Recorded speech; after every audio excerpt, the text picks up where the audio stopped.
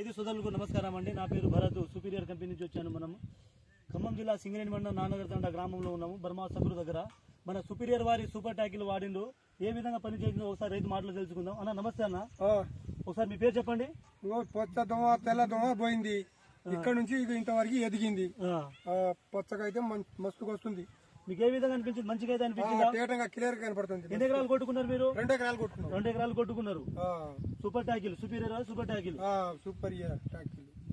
దోమ పోయింది, ముడత పోయింది. మీకు ఏ విధంగా అనిపించింది అన్న? బాగుందండి. బాగుందా? ఇంకా కొట్టలేదండి. మీరు కొట్టుకోవాలి, కొట్టలే. కొట్టుకోండి. చూడండి, ప్రతి ఒక్క ఆకు చూడండి, మంచి నీట్ గా వచ్చినాయి. సైడ్ బ్రాంచెస్ కూడా వచ్చినాయి. దోమ లేదు, ముడత లేదు, పై ముడత కింది ముడత అన్ని పోయింది.